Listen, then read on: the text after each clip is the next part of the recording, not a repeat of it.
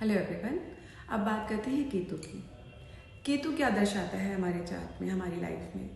केतु को सबसे पहले समझिए कि केतु जो होता है ना, वो रूट है, वो ज़मीन से जुड़ी हुई एक चीज़ है। ज़मीन से जुड़े रहने को केतु कहते हैं।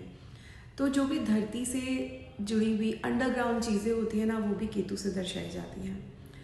केतु हमारी बैकबोन का कारक भी होता है। केतु हमारे प्राइवेट पार्ट्स का कारक भी होता है। और केतु हमारी पैरों के में भी कहीं ना कहीं एक लगभग शनि भी होते हैं, बट केतु का भी उसमें रोल होता है।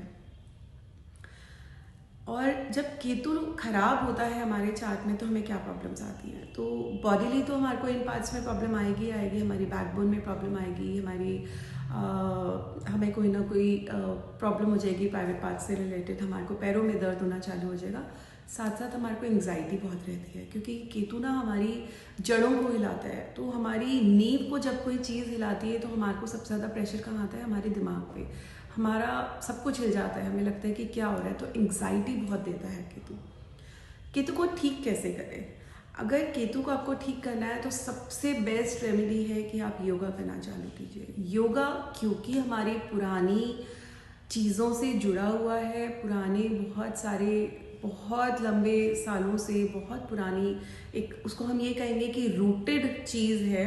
तो जब आप केतु के लिए योगा करना चालू करेंगे तो हमारा केतु स्ट्रांग होना चालू हो जाएगा। और जो प्रॉब्लम्स आप अपनी लाइफ में फेस कर रहे हैं वो धीरे धीरे धीरे धीरे देखिए अपने आप ख़त्म होनी चालू हो जाएंगी। ज़मीन पे बैठ के खाना खाना, ये भी केतु की रेमेडीज़ में से एक बहुत अच्छी और पावरफुल रेमेडी होती है। हमें ज़मीन की एनर्जी चाहिए होती है।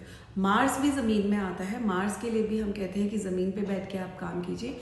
केतु के लिए भी मैं आपको बोलूँगी कि अगर आपको अपने रूट चक्र को ठीक करना है, क्योंकि रूट हमारी सबसे नीचे का चक्र होता है, अगर आपको उसको ठीक करना है तो आप सबसे पहले ज़मीन पे बैठ के ज़मीन की एनर्जी लेना चालू कीजिए। उसके बाद रूटेड वेजिटेबल्स खाना, जो ज़मीन से नीचे की निकली हुई रूटेड वेजिटेबल्स होती हैं, उनको अगर आप डेली बेसिस पे खाना चालू करेंगे, अपने भोजन में लेना चालू करेंगे, उससे भी आपको बहुत अच्छे रिजल्ट्स मिलेंगे।